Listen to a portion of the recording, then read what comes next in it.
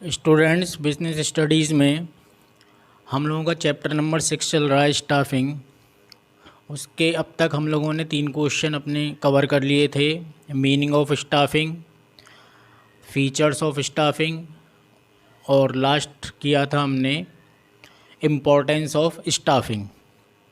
आज का हमारा क्वेश्चन है स्टाफिंग प्रोसेस, यानी कि स्टाफिंग प्रोसेस में कौन कौन से स्टेप इन्वॉल्व किए जाते हैं।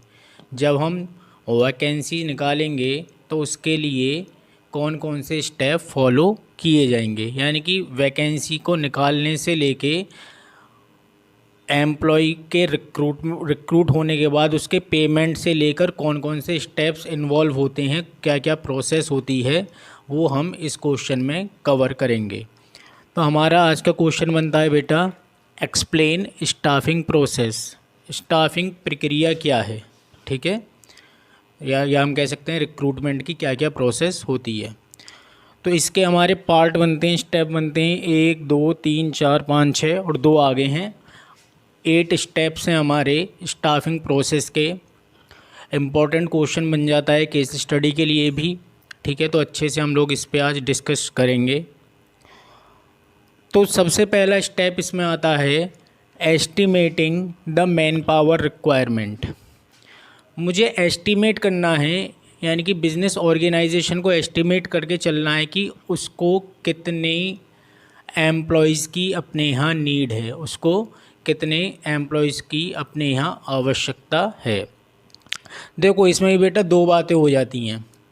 अगर आपकी बिज़नेस ऑर्गेनाइजेशन न्यू इस्टेब्लिश है, ठीक है, यानी कि आप न्यू बिज़नेस ऑर्गेनाइजेशन स्टार्ट कर रहे हो, नया बिज़नेस आप ओपन कर रहे हो, तो इसके लिए तो आपको टोटल नंबर ऑफ़ एम्प्लॉयज़ चाहिए। उसमें आप देख लोगे कि किस डिपार्टमेंट में कितने नंबर ऑफ़ एम्प्लॉयज़ की ज़रूरत है।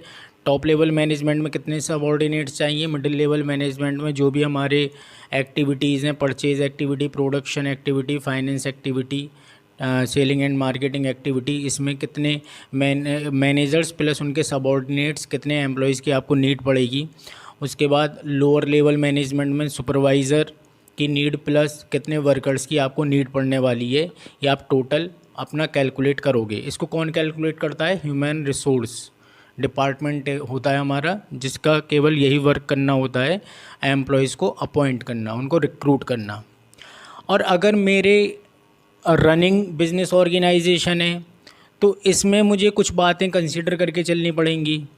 इसमें क्या होगा, जो रनिंग है इसमें हर डिपार्टमेंट अपने यहाँ कितनी जॉब की नीड है, यानी कि कितनी वैकेंसीज़ उसके यहाँ इस समय वैकेंट हैं, वो सब एक लिस्ट बना के देगा किसको? ह्यूमन रिसोर्स डिपार्टमेंट को। यानी कि जो रनिंग बिजनेस है उसमें एवरी डिपार्टमेंट में, हर डिपार्टमेंट में कितने एम्प्लॉयज़ की नीड होती है, उसकी रिक्वायरमेंट किसको हैंड ओवर करेगा? ह्यूमन रिसोर्स डिपार्टमेंट को। लेकिन इन चीज़ों को करने से पहले ये देखा जाएगा, ट्रांसफ़र को कंसीडर करा जाएगा, प्रमोशन को कंसीडर करा जाएगा और रिटायरमेंट को भी कंसीडर करा जाएगा। क्योंकि कभी ऐसा भी हो सकता है कि हमारी बिज़नेस ऑर्गेनाइजेशन है, उसकी 2 ब्रांचें 3 ब्रांचें हैं, तो किसी ब्रांच में ज़्यादा एम्प्लॉई हैं, सरप्लस एम्प्लॉयज़ हो रहे हैं, तो वहाँ से ट्रांसफ़र होके इस वाली ऑर्गेनाइजेशन में जिसको नीड है वहाँ से बुला लिए, उस वहाँ कॉल की जा सकती है, तो वहाँ हमें वैकेंसीज़ निकालने की ज़रूरत नहीं पड़ेगी। एक ऑर्गेनाइजेशन है, उसकी 2 ब्रांचें, एक ब्रांच में परचेज डिपार्टमेंट में कुछ शॉर्टिंग हो गई, ठीक है, एम्प्लॉयज़ की शॉर्टिंग हो गई, कोई रिटायर हो गया है ना, और लेकिन उसकी दूसरी ब्रांच है सेम ऑर्गेनाइजेशन की, वहाँ परचेज डिपार्टमेंट में कुछ सरप्लस एम्प्लॉई हैं, तो वहाँ से उसको क्या कर दिया जाएगा? ट्रांसफ़र कर दिया जाएगा। तो इस केस में आपको न्यू वैकेंसी निकालने की नीड नहीं है परचेज डिपार्टमेंट के लिए। तो इस बात को हम ध्यान में रखेंगे कि जब हम वैकेंसी निकालेंगे, कोई भी बिज़नेस ऑर्गेनाइजेशन वैकेंसी निकालेगी अपने यहाँ, तो 3 बातों को ध्यान करके चलेगी, प्रमोशन को, ट्रांसफ़र को और रिटायरमेंट। इन 3 बातों को ध्यान में रख के चलना पड़ेगा, इसके बाद ही हम लोग वैकेंसी निकालेंगे। तो सबसे पहला हमारा स्टेप होता है estimating the man power requirement. In this step, the need for required number of employees is estimated. किसकी नीड को देखा जाता है, किस आवश्यकता को देखा जाता है कि कितने नंबर ऑफ एम्प्लॉयज़ की मुझे रिक्वायरमेंट है। इस आवश्यकता को यहाँ, इस नीड को यहाँ देखा जाएगा किसमें, एस्टिमेटिंग मैन पावर रिक्वायरमेंट वाले स्टेप में। Employees is estimated in each department. प्रत्येक डिपार्टमेंट में कितने एम्प्लॉयज़ की ज़रूरत है, कितने एम्प्लॉयज़ की रिक्वायरमेंट है, इसको देखा जाएगा। ठीक है। इसके बाद क्या कहते हैं, बट बिफोर एस्टिमेटिंग, एस्टिमेट को से करने से पहले द पॉसिबिलिटीज़, इस चीज़ की पॉसिबिलिटी को भी चेक करेंगे। प्रमोशन, ट्रांसफ़र्स और retirements are also taken into consideration. यानी कि जब हम अपनी रिक्वायरमेंट की एक लिस्ट बनाते हैं, ठीक है, कि कितने एम्प्लॉयज़ की नीड है, तो उसको बनाते समय हमें 3 बातें ध्यान रख लेनी हैं, ट्रांसफ़र, प्रमोशन और रिटायरमेंट। इसके बाद ही आप अपनी जो रिक्वायरमेंट है, मैन पावर की रिक्वायरमेंट है, उसको हैंड ओवर करोगे किसको, ह्यूमन रिसोर्स मैनेजमेंट को या ह्यूमन रिसोर्स डिपार्टमेंट को। तो पहला स्टेप हो गया हमारा estimating the man power requirement. इसके बाद आता है सेकंड हमारा स्टेप आता है रिक्रूटमेंट। अब ह्यूमन रिसोर्स डिपार्टमेंट के पास सभी डिपार्टमेंट से रिलेटेड, ठीक है, नीड आ गई। यानी कि हर डिपार्टमेंट में कितने एम्प्लॉयज़ की ज़रूरत है उसकी पूरी लिस्ट आ चुकी है किसके पास, ह्यूमन रिसोर्स डिपार्टमेंट के पास। अब ये ह्यूमन रिसोर्स डिपार्टमेंट क्या करेगा, जितनी वैकेंसीज़ की ज़रूरत, जितनी वैकेंसी हैं, ठीक है, या जितने एम्प्लॉयज़ की नीड है, उसका एडवर्टाइजमेंट पब्लिश किया जाएगा। जितनी एम्प्लॉयज़ की नीड है, जितनी मैन पावर की नीड है, उसका एडवर्टाइजमेंट पब्लिश किया जाएगा डिफरेंट मीडियाज़ के थ्रू। मीडिया आपका न्यूज़पेपर हो सकता है, मीडिया आपका इंटरनेट हो सकता है। इंटरनेट पे बहुत सारे आपके जॉब्स पोर्टल होते हैं, जैसे naukri.com, monesterjobs.com, है ना, काफ़ी पोर्टल हैं। तो मीडिया के थ्रू क्या होगा, एडवर्टाइजमेंट पब्लिश किया जाएगा। फिर पब्लिक को कह सकते हैं या कैंडिडेट को कह सकते हैं, एनकरेज किया जाता है, उनको प्रोत्साहन किया जाता है कि आप अपनी एप्लीकेशन हमें सेंड कीजिए, एप्लीकेशन हमें सेंड कीजिए। ठीक है। तो एप्लीकेशंस आ जाएंगी कैंडिडेट से, यानी कि जब जॉब निकलती हैं तो सभी क्या करते हैं, एप्लीकेशन फॉर्म फिल करते हैं। ठीक है। तो वो एप्लीकेशन आ जाएंगी किसके पास, ऑर्गेनाइजेशन के पास, और वो कहाँ जाएंगी, सीधी ह्यूमन रिसोर्स मैनेजमेंट डिपार्टमेंट में वो जाएंगी। अब इन एप्लीकेशन को बेटा चेक किया जाता है, क्योंकि कुछ एप्लीकेशन ऐसी भी हो जाती हैं, आ जाती हैं जो मैच नहीं करती रिक्वायर्ड जॉब से, रिक्वायर्ड वैकेंसी से जो मैच नहीं करती। या किसी कैंडिडेट की एप्लीकेशन ऐसी भी हो सकती है कि जो नेचर ऑफ जॉब है, ठीक है, उसकी जो स्किल्स हैं वो उससे डिफरेंट हो। यानी कि जिस नेचर ऑफ जॉब के लिए हमने वैकेंसी निकाली है, ठीक है, और जो कैंडिडेट ने एप्लीकेशन भेजी हुई है, वो वाले स्किल, कैंडिडेट के स्किल उस जॉब से मैच ही ना करें, तो ऐसा भी हो सकता है। तो इसलिए हम जब उसकी स्क्रूटनी करेंगे, जो एप्लीकेशन हमारे पास आएंगी उसकी हम क्या करेंगे, स्क्रूटनी करेंगे। तो स्क्रूटनी करते समय ये देखा जाएगा कि जो नेचर ऑफ वर्क है, ठीक है, अगर एप्लीकेशन उससे रिलेट करती हैं तो ही हम फर्दर प्रोसेस करेंगे।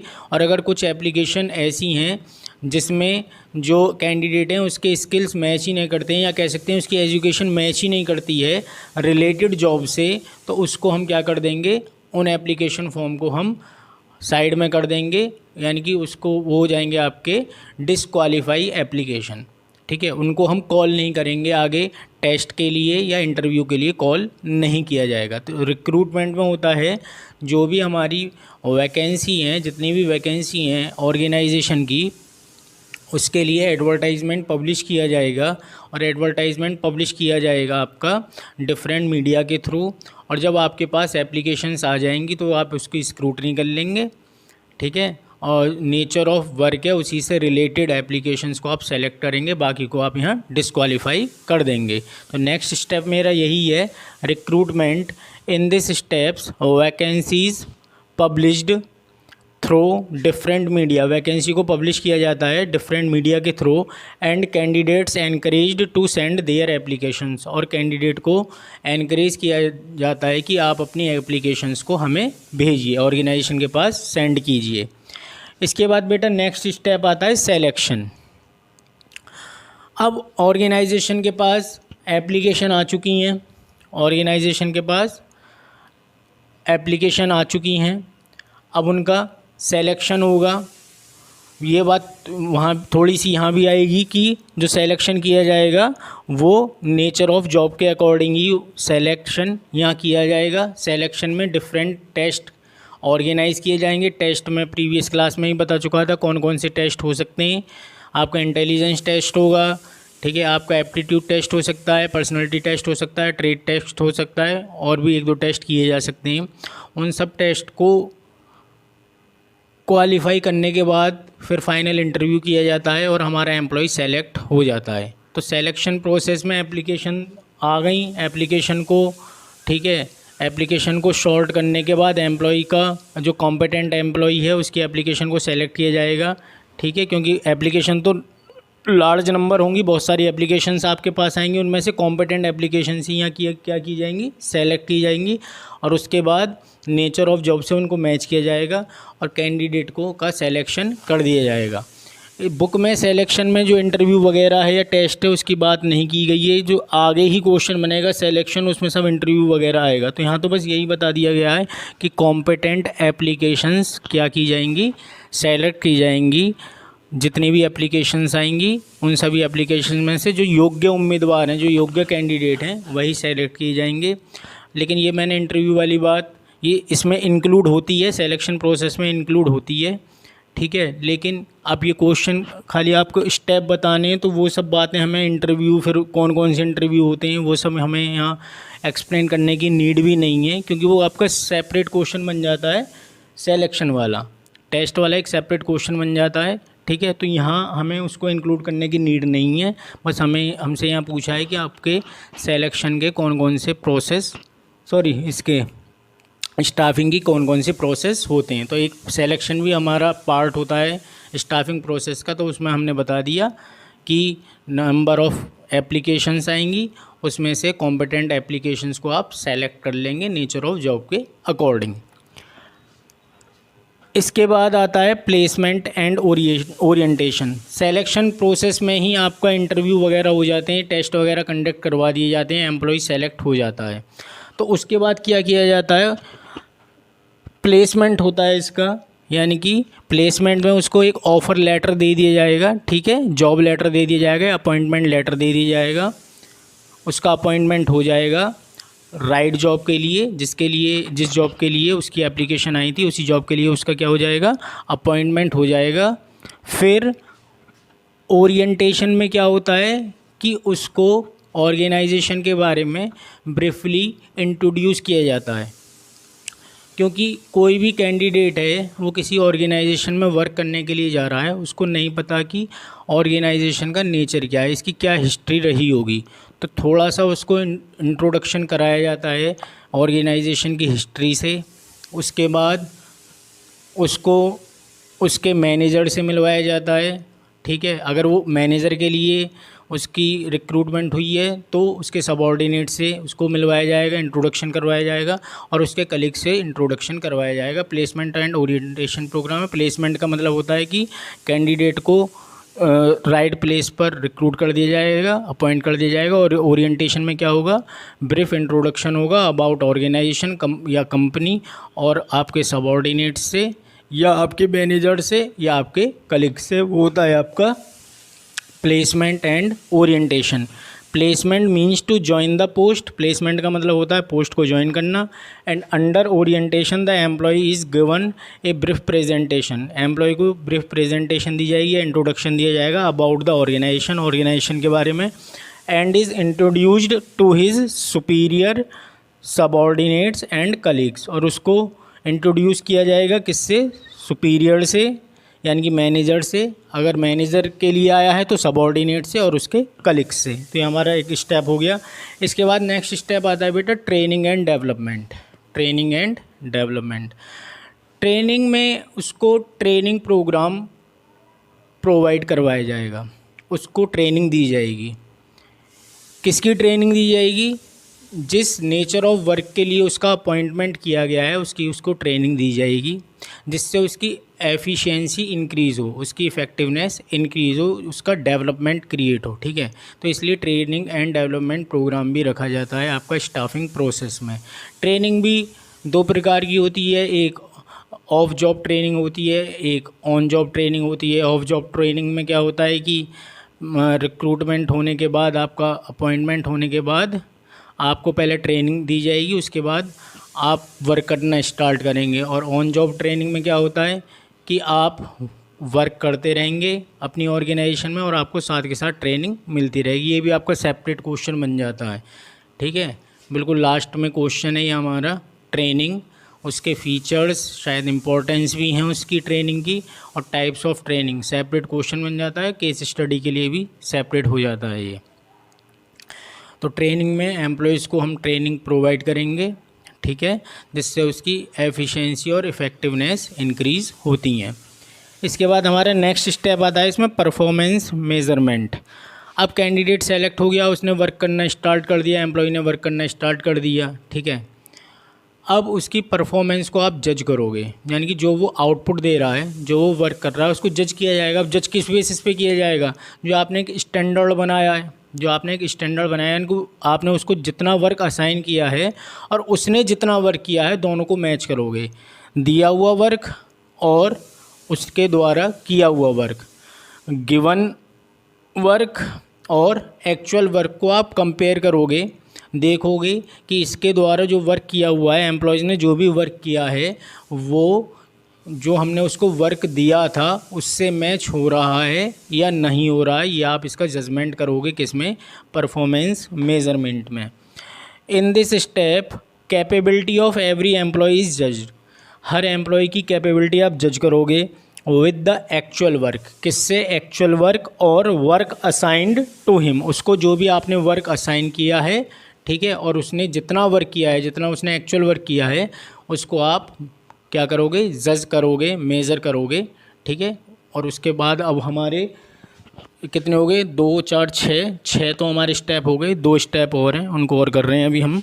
एक है हमारा प्रमोशन एंड कैरियर प्लानिंग, और लास्ट है कंपेंसेशन। कंपेंसेशन में क्या होगा? आप उसको सैलरी वगैरह प्रोवाइड करवाओगे, वो तो कंपेंसेशन हो जाएगा। और प्रमोशन में क्या होगा?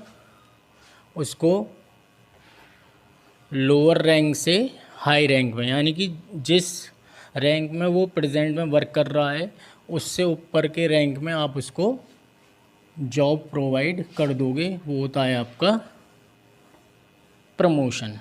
Transfer from lower rank to higher rank. Higher rank पे आपका ट्रांसफ़र हो जाना प्रमोट क्या कहलाता है?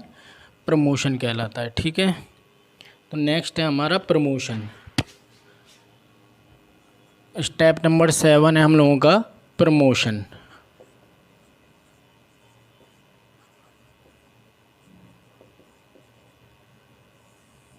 Promotion under this step in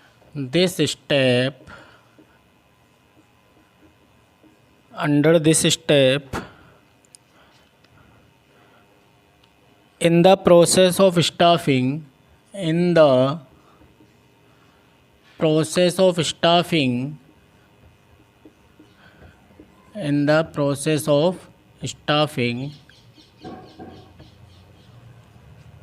employees get promoted to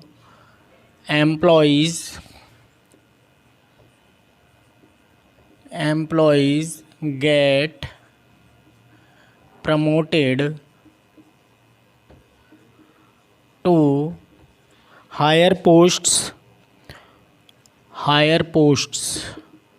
कहाँ पे प्रमोट कर दिए जाते हैं? हायर पोस्ट पर प्रमोट कर दिए जाएंगे as per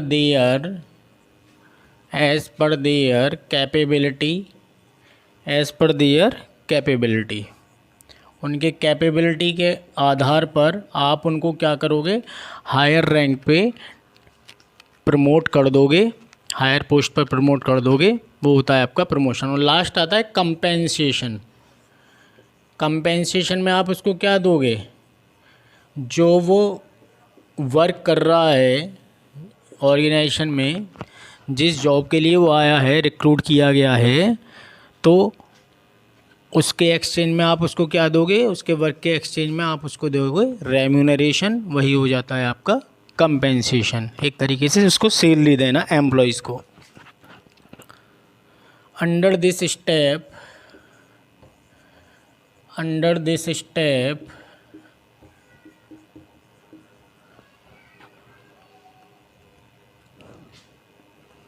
of staffing process, under this step of staffing process,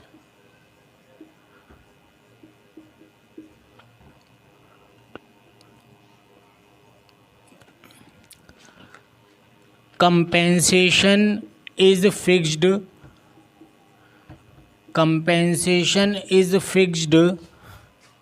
for employees।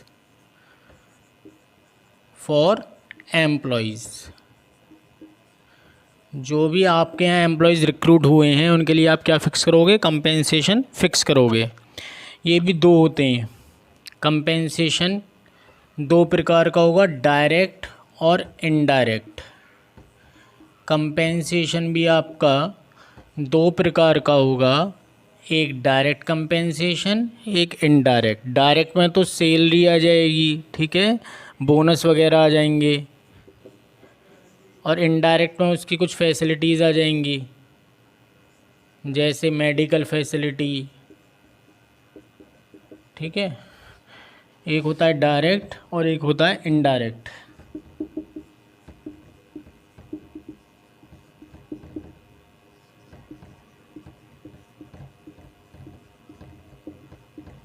तो डायरेक्ट में क्या आ जाएगा, सैलरी, कमीशन, इसमें आ जाएगा सैलरी, कमीशन, बोनस, ये सब हमारे डायरेक्ट सोर्स होते हैं, ठीक है। ये एक तरीके से कह दें कि जो फाइनेंस में पे किए जाते हैं, जिसका पेमेंट मनी के थ्रू किया जाता है, मनी में किया जाता है, ठीक है, पैसा दिया जाता है, वो हो गया डायरेक्ट कंपेंसेशन। और इनडायरेक्ट में मनी नहीं दी जाती, उसे कुछ सिक्योरिटी प्रोवाइड की जाती है, ठीक है, वो होता है आपका इनडायरेक्ट।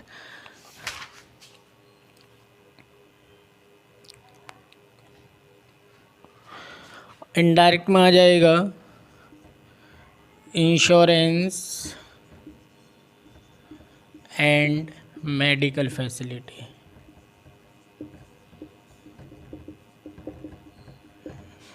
तो हमारा बेटा